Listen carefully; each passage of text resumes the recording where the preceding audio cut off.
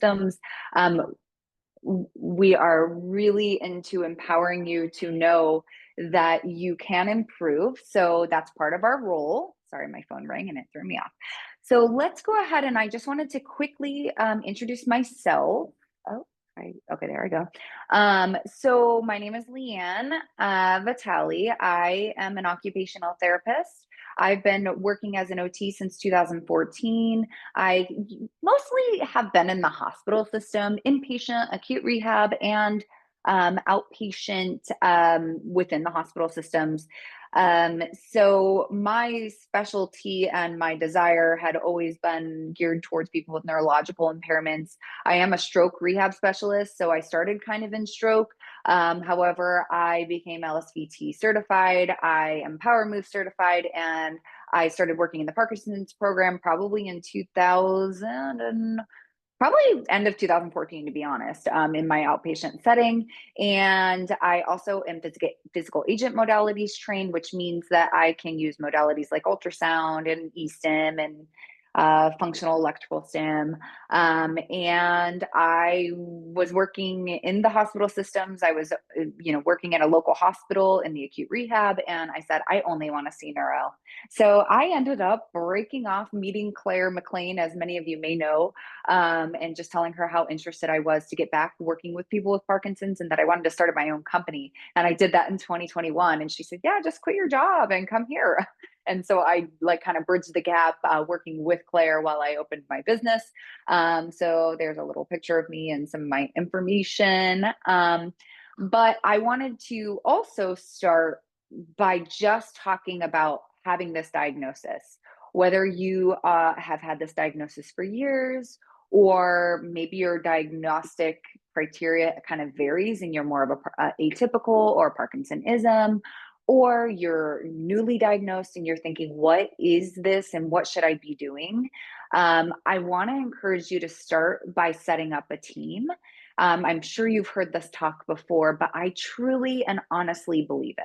Obviously, everybody has their primary care physician, and they are good. They're a great resource, kind of sending you where you need to go and just checking, that everything is going fine. But if you don't have a neurologist, especially a neurologist that is a movement disorder specialist, that is probably where I would start. Having a movement disorder specialist is going to give you a one up on what you should be doing medication wise, what you should be doing physicality wise, and all of those things. But then we start to break into what's the next step, even if you're newly diagnosed or you're just, checking in with yourself throughout the years. And there is no specific order here. I am just putting this in alphabetical order, but OT, occupational therapist, is a great person to have on your team. And I will talk, this whole talk is about OT. A PT, obviously, most people know what physical therapy is. A speech therapist, and I put PT, but it's supposed to be SLP. I don't know what happened there. So a speech therapist, a neuropsychologist potentially. I am super biased, but wellness or an exercise group, and potentially a dietitian. Dietitians can help guide you in the appropriate foods that you should be eating in collaboration with your medications, to make sure that your medications are optimized. And if you aren't medicated and you aren't taking medications at this point, you also want to think about the inflammatory markers in your body and what you should be eating to lower inflammation, to help with your symptoms that you may be feeling. So what is occupational therapy? Plain and simple, we promote health, well-being, and participation. That is from the American Occupational Therapy Association. But, we really are involved in therapeutic use of everyday activities. So our sessions are actually doing things. And when we say occupations, it does not mean your job. And Aaron already touched on this. People always tell me, I'm retired, or, whatever. Occupation is anything that you do. I am a wife. I'm a dog mom. I'm a business owner. I'm an aunt. I'm a friend. So those are my occupations. Not necessarily that I am, and quite literally, an occupational therapist. It's not my job. So it can be anything that I do and things that are important to me. And we use these tasks to treat physical, mental, developmental, and emotional ailments that impact a person's ability to do the things they want to do throughout the day. So this is kind of like, I don't know, a melting pot, if you will, just so many things that we address. And we'll talk more about that. Yes, we do address quite literally everything. So we can help you improve your ability to do the things that you just want and need to do.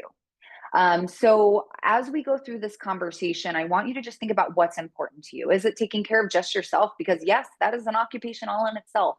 Or animals, or your grandchildren, or your wife, or your husband. Are you still working? Are you working towards different career goals? Are you in school? Are you still learning? Volunteering, things that are really important to you, those are your occupations. So why and how is OT different from PT? So this is like every day, all day, the only thing I talk about because people are like, well, it looked like that OT session or what I'm doing here looks very similar to what I'm doing in PT. And really, the treatment for people with Parkinson's can, between OT and PT, appear to be very similar because we are addressing the same symptoms, but we have just different lenses we look through. And so, physical therapy is working on your ability to move your body and do that, pain free and appropriately. And OT is focusing on you improving your ability to perform activities throughout your day. And so, yes, to do your activities, you have to move your body. So it is kind of hand in hand. And OTs and PTs, really, there is a joke in the therapy world that we're always like best friends holding hands. And then we have all the other disciplines around us, but we're like so close. And it's true. So PT really did get founded. And if you look back to when the profession started, it was physical rehabilitation. However, OT doing things was actually started in mental health. So they used to be called mental asylums where people would be, put there because society didn't really know what to do with them. And they found that by doing things, their mental status, even sometimes some of those self mutilating type of behaviors were reduced. They became more quote unquote societally normal by actually having their brains and their bodies stimulated. We also were always in physical rehabilitation, but really the OT has this holistic approach. So we're looking at the individual, mind, body, spirit. We're looking at the task from top to bottom and breaking it up into different pieces. And we're sometimes adapting, sometimes just modifying, or just changing the activity altogether so that you can do it as appropriately as you would like to do, or as successfully, I should say, as you would like to do. So, what would an OT assess and focus on specifically with people with Parkinson's disease? We're obviously all looking at posture, strength, range of motion, endurance, balance. One big one, and I want to highlight, is cognitive performance, mobility. Even guess what? If you want to go to the bathroom and be independent with that, you have to walk over there. So, yes, it's kind of crazy thinking OT instead of PT, right? It's not instead of, it's in addition to, we're working on mobility, but also the quality of movement. Brady and hypokinesia, you may know the word bradykinesia. Brady means, slow, and kinesia means movement. So we're looking at like the speed or the amplitude of what your movements are doing. We also are paying attention to autonomic functions. That can include, your heart rate, your respiration, blood pressure, GI motility, even. So the other little piece that is a little more specific to OT, I would say, is the emotional stability. We're always looking at confidence, and we are screening for depression and anxiety. And as many of you may already be educated on or even experiencing, with a lack of dopamine, people with Parkinson's are more likely to experience depression. And OTs have a special little spiritual niche in the therapy world, if you will. So we also address that. Um, so I wanted to put the slide here, and I want to encourage people because even this morning, I met a gentleman who was newly diagnosed. I'd never met him before. And his daughter called and said, yes, I have a new, he just got diagnosed 2 weeks ago. And I said, oh, great. He's going to come in and he's going to have, a little bit of slowness in movement, or maybe a little bit of freezing, or, maybe some postural changes. He wasn't too old, all of those things. He came in and I said, who, in my mind, who has dropped the ball on this guy? Like, why has he not been addressed years ago? Because the changes that I had seen in his gait, his posture, his quality of movement, his cognition, why were these things not addressed? Because there is no way this just happened 2 weeks ago or even in the last year. And to be completely honest, not even within the last 5 years. And she told me he's been seeing a therapist for years and not diagnosed with Parkinson's, and they've been quote unquote working on balance. And I'm like, well, what has happened? So I put this in this slide I made before I even had this patient this morning. So I'm just giving you an example. So why should you be seeing, if you or a loved one is diagnosed with Parkinson's or some other movement disorder, like why should you be seeing a neuro-based or in physical, even a Parkinson's specialist therapist? And it's because we're looking for the things. We are using the appropriate assessments to weed out your awesome, things that you do well. So we're looking at these things that make you shine, but we're also looking at and catching even early the things that might become a challenge. Either they're a challenge now or they might become a challenge in the future as this, is a progressive degenerative disease. We also create appropriate goals. What are, and this is another way that we can talk about OT being different than PT. OT's goals may even be aligned with a physical therapy goal, but we're looking at it in a different way. Let's talk about like taking a big step or stepping up onto something. PTs might be saying this is for curb management or stepping up or walking up the stairs. And I might be saying, oh no, I'm looking for them to be able to step over their tub entrance. Right. So that's how you can even get down to the nitty gritty of OT and PT do work on the same things, but it's different.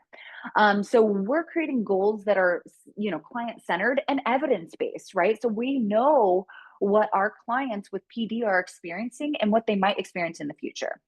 We also drive neuroplasticity. Now, I could spend an entire day talking about neuroplasticity. From the day I've started my career, I have been obsessed. So, what is neuroplasticity? It's really just brain changes, right? Your brain adapting, modifying, finding different ways to do things. And I like to say the brain is a lifelong learner. So, we're using appropriate interventions and styles to make sure we're driving neuroplasticity, because ultimately, if we want to improve your symptoms, you have got to make brain changes. And there's a lot that goes into how to make those brain changes. We are just a piece of the puzzle. And I just wanted to put through, like, here's some things that if you are in your normal daily life and or during therapy and or whatever exercise you're doing, you should be, to make brain changes, you should be driving intensity. Intensity doesn't have to be like running on the treadmill or anything like that. It could be a total challenge of adding a cognitive challenge to a task you're doing.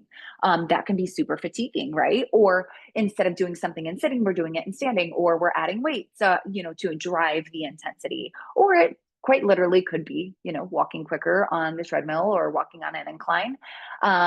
Research is hands down, and if this is the first time you're hearing this, we should connect, but hands down, heart rate elevation, especially interval style, 3 to 4 times a week, 30 to 45 minutes, we really should be elevating your heart rate and bringing it down and bringing it up. And really what that does is just boosts production of dopamine.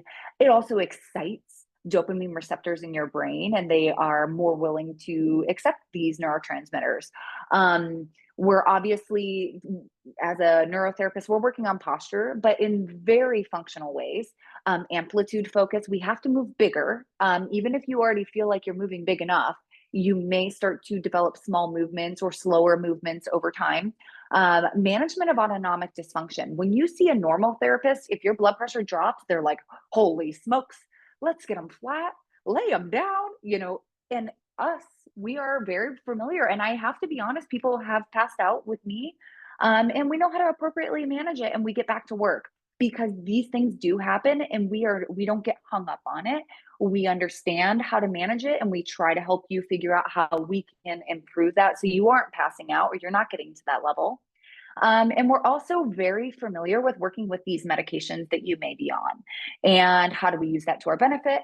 How do we tell you what to say to your neurologist? Like, hey, these are some symptoms you should mention to your neurologist. Maybe your medication has to change, or maybe you're not taking enough medication, or maybe you're taking too much. We're pretty familiar with those things. Not that obviously medication management is out of our scope, but we are able to kind of guide you in the appropriate direction to be able to have that conversation with your provider. And here's lastly, but totally should have been upfront. Do not allow yourself to be underestimated or underdiagnosed, like underdosed. So what happens is you go and see a normal therapist and they're like, oh, they're moving slow. Let's give them a bunch of rest breaks. In the very opposite, I am pushing you. You're like, I need a rest. I'm like, okay, could you do that in standing? Do you think we could stand instead of sit down to rest? My goal is to, again, drive neuroplasticity. And what happens is the minute people start underdosing you or they start underestimating you, you start to have your own brain decision on, am I safe? Should I be doing this? Somebody comes and says, ma'am, let me carry all your groceries. You're even without Parkinson's, you're elderly. And they start saying, am I not safe? Should I not be doing this? And understandably, it is a very courteous thing to do, but that plants the seed, and people that don't have confidence fall more. And that's with or without a diagnosis. So we're focusing on the actual center of the problem in your central nervous system, and we are not working, and this is what happens. And I'm not saying that these therapists that you might be working on with that are not neurospecialists, that they are not specifically doing a great job with other clients, but they may be working peripherally, like joints, muscles. And of course we want to be strong and mobile, flexible, but we really should be working at the root of the problem, which is in your brain. So I'm going to wrap up here. I have a few other things I want to mention because I want to leave time for you guys to be able to have a conversation with me. I'd be happy to bring my slides back if you want to talk about something specific. But we did start a little bit later, and I just want to make sure everybody has time. So for OTs, and we want to restore, my first goal is not just to maintain. My first goal is to restore function. So there is something that is called recalibration or calibrating. And I'm going to get into that for a second. Amplitude training, moving bigger, addressing freezing. And freezing is not only of feet or gait. Freezing can be of eyes, speech, swallow, upper extremities.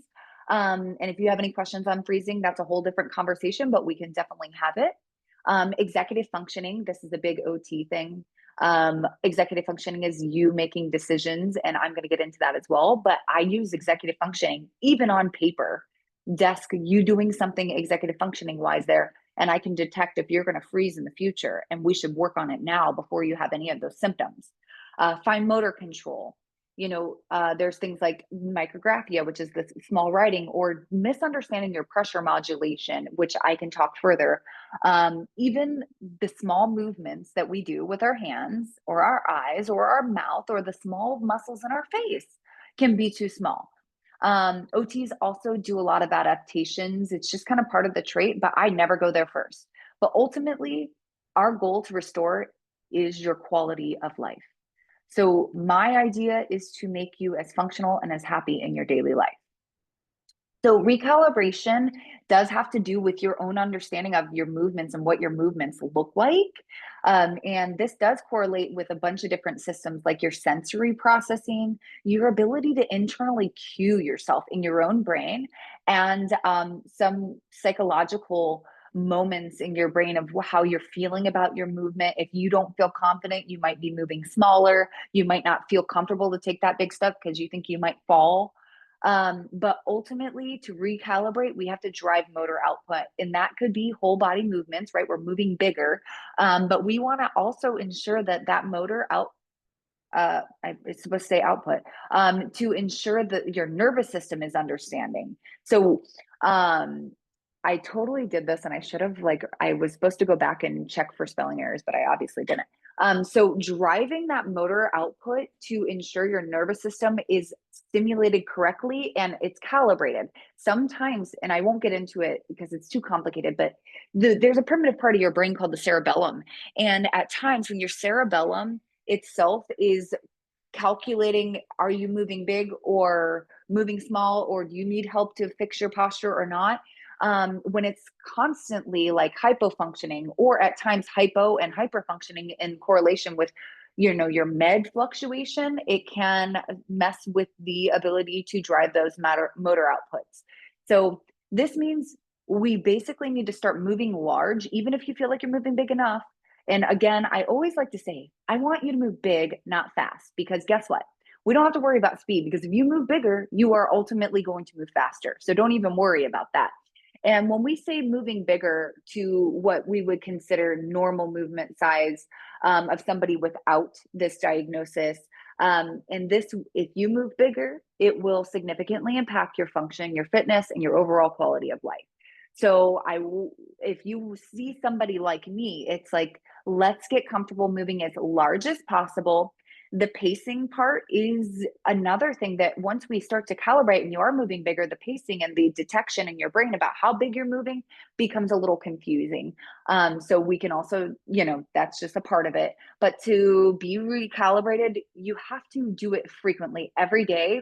There are different programs like LSVT Big, which is like 16 sessions. It's 4 hours, 4 times a week. So 16 sessions. And then you go home from there, you have homework, you do homework, and it's like a commitment, but you recalibrate, and you really have to do it all at once to kind of make sure you're holding on to the idea of moving big, and then your brain will change. If you do little spurts of it here and there, it will not recalibrate as efficiently as we would like, or if that at all. So I only have a few more slides, but executive functioning is just a set of skills that we have, and it's for us to plan and meet, to be able to plan and meet goals, to control your impulse, whether stop, go, following multi-step directions, even if somebody comes by and interrupts you. And it supports our engagement in daily tasks, and obviously whoever we're participating with out in the community, family. And the most important is when there's non-routine things. Like if you try something new, you may feel a little insecure, and we all do, but it can cause you to freeze or fall. So the executive functioning and attentional skills can be triggers for freezing of gait. So that's what I worry about. And we do a lot of training in dual tasks, set switching, inhibition, initiation, to kind of recalibrate that as well. Quickly, I'll touch on fine motor control as well. So fine motor is, a lot of people understand that OTs do fine motor, and your fine motor control, your strength in your hands, and your dexterity can be severely affected, and it also can be recalibrated. But with an OT, we'll identify, like, are you moving too small? Are you able to feel that you're putting enough pressure?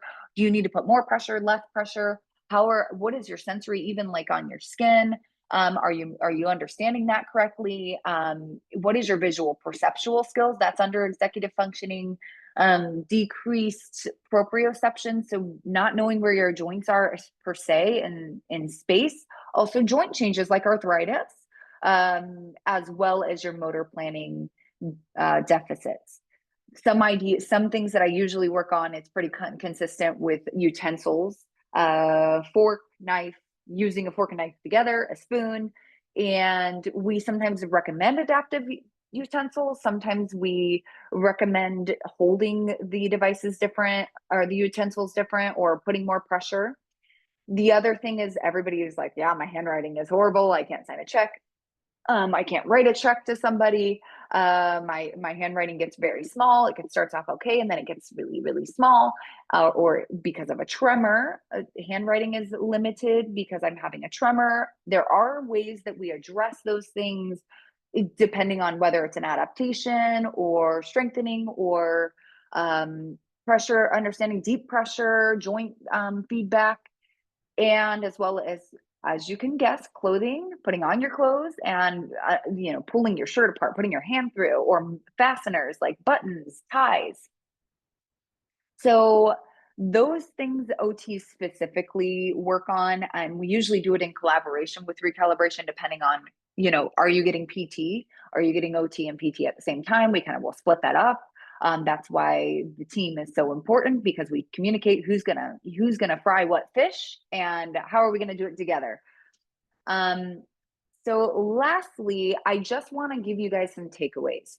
I definitely encourage you, if you haven't done it yet, to set yourself up with the proper professionals. Get even if you think you're doing pretty well, it is nice over the years or every 6 months or whatever it is to get the proper assessments and say, hey, I'm doing this well, I'm doing this well, I'm doing this well. Because I've already said that at times you may not be feeling that the movements are gradually getting smaller. The cognition is gradually delaying. All of those things. It could be that if you were seeing the proper professionals and getting the proper assessments frequently, that I could pick up, hey, Joanne, your grip strength has decreased by 10 pounds in 6 months. That's not good. What's going on? Is somebody doing everything for you? Did you hurt yourself? Do we need to address something orthopedically? Just to ensure that your things are not falling by the wayside. But just remember that intensity matters. So what you're going to do and how you do it really does matter. And if you're driving your heart rate, you are making brain changes. But I'm going to tell every single one of you, just as if you came to see me today in my at Rogue here, or I came to you and we worked together, I would let you know that setting yourself up and actually addressing these things, even the hard things like depression, will help you improve your symptoms, and your quality of life will be better. You do not have to decline from today. If you were to see me today, I would say, here's the things that you're doing really good. Here's the things we can work on. And oh man, I am excited because we are going to make some serious progress if you do X, Y, and Z. And we may need to ramp up into that, or maybe you already hit the ground running. But either way, these symptoms can be managed or improved, and or you know almost eliminated to the field to the thought that you thought, wow, I used to freeze every time I stood up, and then I wanted to take a step, and I can't believe it, but I'm just going to tell you, over the last month I haven't froze once. And that I get that a lot. So you can improve, but you shouldn't wait until you start seeing problems, right? That's why I say go see somebody, make sure that you are getting the appropriate assessments, because you want to know where you're at today, where you're at in 6 months. I know it takes time, but I do think it's important, because I don't want, just like the gentleman that came in today, it's like, what have we been doing over the last, honestly, 10 years? Because he could have completely mitigated some of the things that we are now going to have to climb uphill and jump over our hurdle, which I think he's up for the challenge, and I am too. But, don't wait until you have things that are hindering you. Make sure that you are addressing them head on. And I think that's it. So let me see Awesome. if I Thank can. you, Leanne. We really appreciate it. I know I can see Monica, she's giving you applause in the background. Good Oh, job. I don't know how to go back from, I don't know how to show my face. So I know I shared Oh, my so down where it says share, stop share on your stop share. Zoom Duh. screen. There you go. Got it. Voila. All right. So Okay. now we can see your beautiful face. And just like I had mentioned at the beginning of our session, this is the portion where we actually open it up to questions. This is Ask an Expert. So the very first thing I want to do is go ahead and open the floor. Does anybody have a question for Leanne based on the presentation, or just maybe something you're wondering about in general? If you are uncomfortable speaking up or unmuting yourself, you can always type it into the chat bar as well.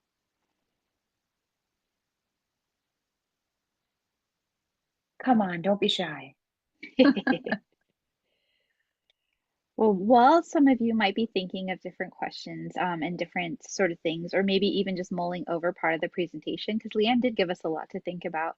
Leanne, I'm going to go ahead and play a sort of game with you.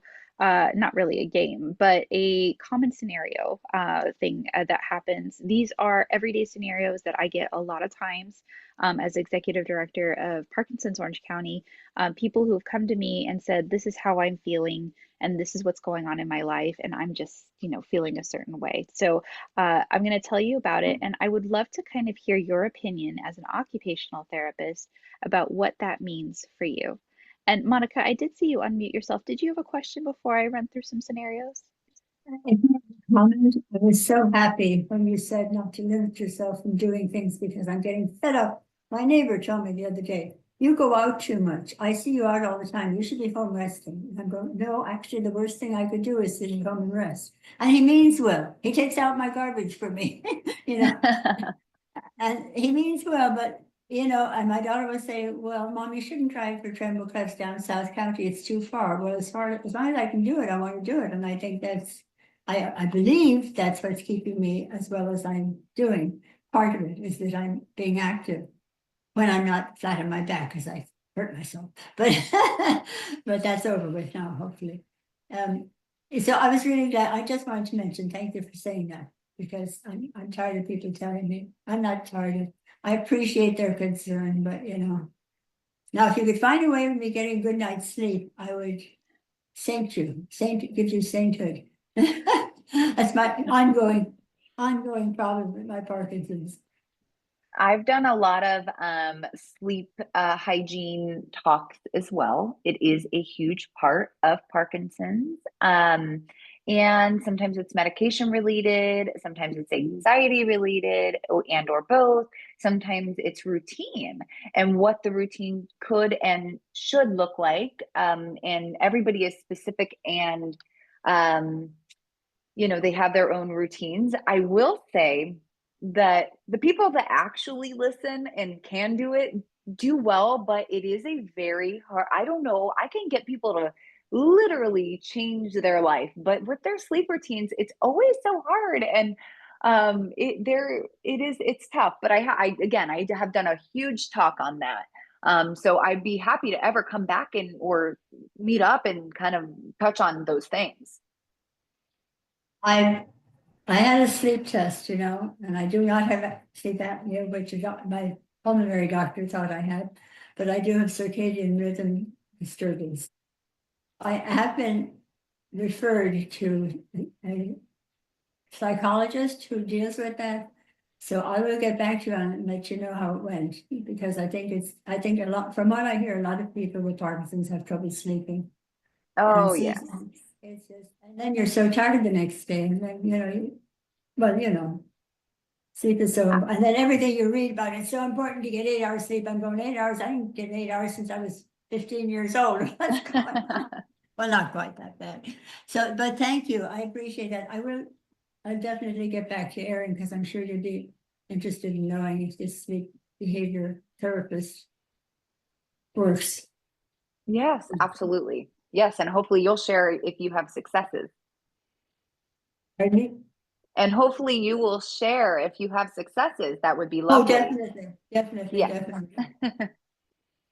Monica, we look forward to you sharing your experience with a sleep therapist. And even at Parkinson's Orange County, we are trying to incorporate sleep therapy as a part of our Ask an Expert series. So I'll touch base with you too, and certainly we'll come back to it. Sleep is such an integral part and something that every Parkinson's patient struggles with. Every single one. I don't think I've ever met somebody who did not have about a bad sleep due to their Parkinson's disease. So you are one of many. So I'm glad you're seeking additional help on your team. Good about timeliness, good. Okay, I will Good. get back to you for sure. I'll see you somewhere, right? Oh, of course, of course. But before I start with a few scenarios for Leann, is there anybody else who had questions they were mulling over or wants to pipe up or ask her a question? Now, Leanne, while everybody's kind of mulling it over, or maybe they're waiting to kind of hear if I'm pinpointing a scenario that kind of identifies them, I'm just going to throw some scenarios out at you. And I would love to hear from your perspective what an OT thinks a patient should be doing if they're feeling the same way of different people who have come to me with different scenarios in their lives. So one of the very first scenarios at the Parkinson's Mid-Stride was a gentleman missed out on being able to attend our workshop because he was scared of driving. Just the previous week, he had a itty bitty, very minor fender bender. He had scraped another car with his side view mirror. He had misjudged the spatial awareness, and it sent a whole shockwave through the family where suddenly his sons and grandkids were all saying, well, you shouldn't drive, Dad. You've got Parkinson's. I don't trust you. You shouldn't get in the car. And now he was feeling really isolated and alone. And very much so that he was telling me, what role does occupational therapy play in that scenario?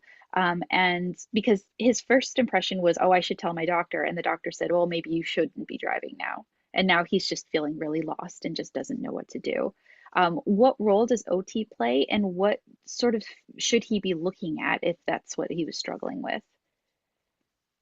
Very common scenario. So, yes. And let me preface it by saying, there are parts of confidence that are key for all of our function, not just walking, but when we are driving. And confidence does play a role in our executive functioning, which is that planning. Do I have enough time to go? Do I have enough space? How wide of a turn do I need to make?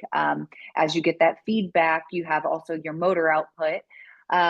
So at times, if you're ever unsure about driving, my personal recommendation is to hold.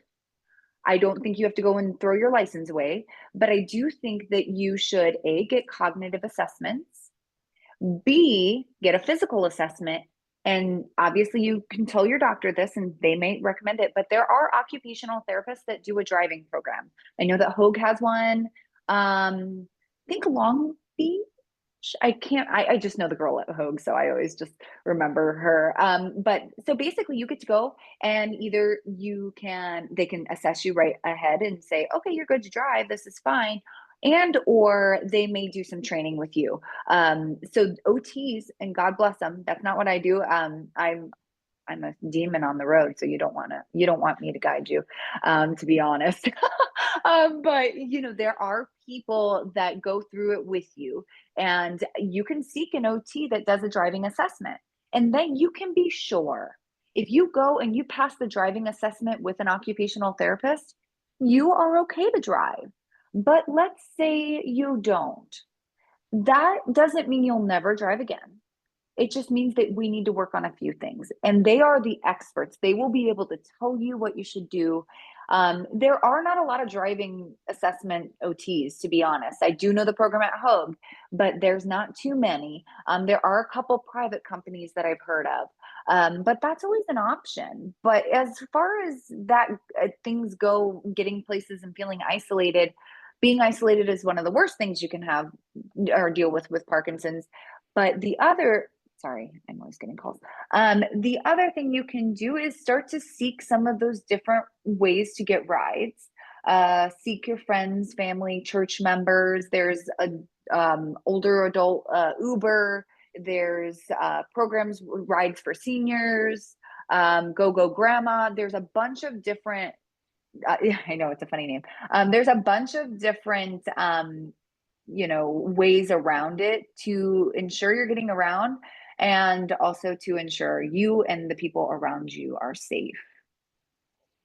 So, in that scenario, would you say that the gentleman who was feeling a lack of confidence because of the minor fender bender, and his family's advice should see his movement disorder specialist first and then go from there? Or should they seek out an OT right away, driving OT right away? Well, what would they do if they didn't want to give up driving, but they weren't feeling very confident about it?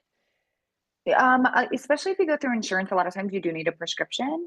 So I would go to the movement disorders specialist versus a primary, because the primary may just cut it off. They deal with everything in general, and they feel like if you hit something, you're not safe. But a movement disorder specialist may be more empathetic and understanding, and say, you know what, this is something that happens to a lot of people. Not just people with Parkinson's, people have had fender benders or misjudged. So I would say go and get a prescription for driving assessment OT and go from there, and then get get into a program. Got it. I guess my next question regarding, all of the different team members is the burning question that everybody wants to know. The majority of all of our members have Medicare. And so do you as Orange County Occupational Therapy accept Medicare, and do many OTs accept it? How would one go about that if Medicare was your primary insurance? So yeah, so a lot, that's part of the reason I take insurance. And believe me, it's a tall order. To be honest, it's not very lucrative to take insurance, but my heart and soul is with neuro clients, and most of them do have Medicare. I do take Medicare personally. A lot of the bigger companies take Medicare. So yeah, like anything that's facility wise or under umbrella of a hospital like UCI, Hoag, they all take Medicare, and some of the bigger companies. But when you get into private practice, a lot of times people are just taking cash now, or they're non-participating, and that's kind of a whole different thing. But non-participating Medicare means that you pay up front. They can kind of charge a little bit more than what Medicare pays, and then they send off your billing for you, and Medicare reimburses you. That's not how I do it. I'm straight old. You come see me, I send off the claims, and I get paid and reimbursed down the line. If you're talking about OT specifically, they're usually clumped in a rehab program like OT-PT speech or OT and PT. There's not a lot of independent OT programs. I'm just one of them. I do know another gal. She does sometimes come down to South County, but she's just mobile, and not necessarily a Parkinson's specialist, but completely knowledgeable. And she also takes Medicare. But I don't know of anyone else other than myself, and her name is Rebecca Miller, that does OT specifically and takes Medicare. There's a lot of cash based out there. All the good ones say, well, I want to do this and I don't want to deal with the insurance, and so I'm just going to charge cash. And I think that everybody should have access to a specialist. But yeah, so I take Medicare and Blue Shield, and then I take all PPOs. But yeah, to go about getting Medicare reimbursed, you would go to your physician, get a OT prescription, and then either fax it or show it or send it to them. And you would have to obviously show your insurance information. They would check insurance eligibility just to make sure that you have money in the pot. And I can talk more about that if you want to know.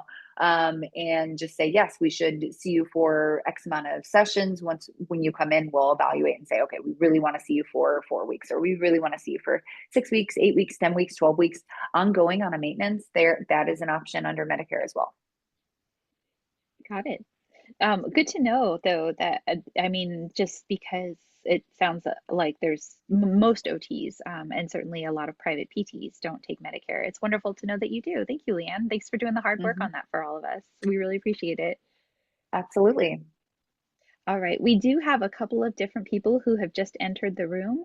You may not have heard Leann's presentation, but if you have any questions, she's still available in our Ask the Expert series. We still have a few more minutes. So at any time, if you want to unmute yourself and jump in, please don't be afraid. Or if you are a little shy, you can always type your question into the chat bar. Right now, I'm asking Leann a couple of questions, just different scenarios that come up a lot of times with different people, especially in Parkinson's Orange County. Leann, my next question for you is another member who is feeling like she can't participate or is embarrassed perhaps to participate in her normal cycling class.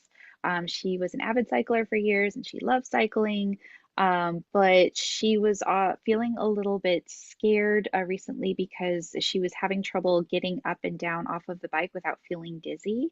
And then also was just kind of feeling really self-conscious because it wasn't a Parkinson's based specific thing.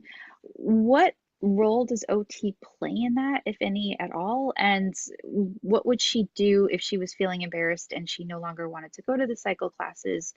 Is it something that she should see an OT for? Should she see her doctor for? What kind of role or what path would somebody like that take? Yeah, so OT is here to get you to do things you want to do. Specifically, my company is a little totally outside of the box. We'll go to your home, we'll go to in the community, and within range, because we have so many clients and so many people on a wait list. So if you are South County, I am working on finding somebody to help, like just get down there, or somebody that lives down there, but it's really difficult. And I obviously live, North Orange County. So it is just tough. But we will go at times, if that were a situation and it's a client that I have, and I'm like, well, why don't we go to the class together? Let me see what's going on. If it is a moment of dizziness, it potentially is that she may need to change the way she's, prepping for the class. Does she need to take an IV or a bolus of, like, with some electrolytes? Does she need to take her blood pressure and know her blood pressure is too low for this? Or does she need to just approach the bike differently? Should she be assessed for vestibular deficits? Maybe it's the position change, those type of things. But sometimes I'll just go to the class and just make, to see with them. I'm very active, so I would love to go to a spin class. But we can go with them. We can do simulated experiences. But yeah, I would say you could potentially, for that situation, build your confidence by doing, and maybe you have to take a step back and do it in maybe my clinic or somewhere else where you get to practice, and then you go in there with, remember, I keep talking about confidence, and confidence is key. So the minute you plant that seed, it becomes a huge tree, and overnight, right? And you start to think, all the branches, is this safe? What should I be doing? So it could be just a simple, let's practice over and over again and habituate the task. And that would be something that an OT could do. However, there are programs that are specifically geared for people with Parkinson's. Wellness is huge in my book. Obviously, I work with Claire McLean, and they have some amazing classes. And most of the patients here have Parkinson's, and all of the classes are taught by physical therapists, so they're doctorates, and obviously Parkinson's specialists. So potentially, like, changing the task if we found that it wasn't exactly right. Like, maybe you should just change your task and be in a different community where it might bring you a different social aspect and things like that. Most people say, I feel so uncomfortable going to the gym or whatever. I don't want people to look at me, or I don't want to go to dinner because I don't want people to look at my handshake. And then when they surround themselves by people that are also experiencing symptoms, it really lifts them up, kind of like a cohesive, group and kind of little family. So there's always those options. That's awesome. So, I mean, the main takeaway that I hear from you, Leanne, is like there's no reason to give up hope on anything that you have enjoyed or taken, comfort in, whether it is being able to drive independently, whether it is a spin class that you really love. Parkinson's disease is not, for lack of better words, just a downward spiral death sentence, like at all. In fact, it does come with the onset of symptoms that are going to be, challenging, but it's up to you to fight for the challenge. And you are on that team to get people to really help fight that good fight, correct?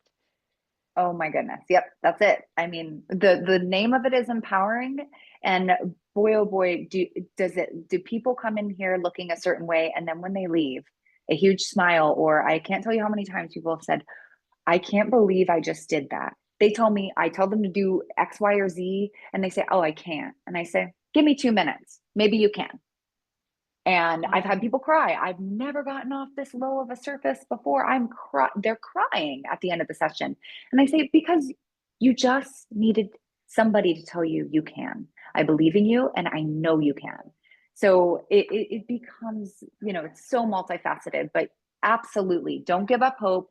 Things may change, or we might modify, or we might try an adaptation, but keep doing the things that make you feel good, because there are other chemicals, not just dopamine, that are produced in your brain when you're doing things you like. It's helping brain changes. It's helping neuroplasticity, right? And it is giving you long-term health benefits. Awesome. Um, one more time before we're getting near to the 1 o'clock hour. Were there any last questions from anybody? Anything burning in your brain? So, Leanne, before we go, my request for you, you've got 1 minute. Can you tell us, before you leave, uh, perhaps a patient that you saw where they came to you with a particular thing they were really struggling, and instead of having that downward progression, you're actually seeing an entire upward progression, kind of what their scenario and personal story was? I I almost want to think about my first Parkinson's patient ever and why I decided to do Parkinson's based treatment is I was working in the hospital. I was afloat. I was inpatient, then I worked in the acute rehab, and I also worked outpatient. And I saw him inpatient, and I thought, just like every other provider, oh my gosh, this person, and I'm, forgive my words, is on their deathbed. They're never going to walk again. There's no way this guy was walking 2 weeks ago that his wife is showing me a video. Oh my gosh, he's totally debilitated. So we start getting him up and moving.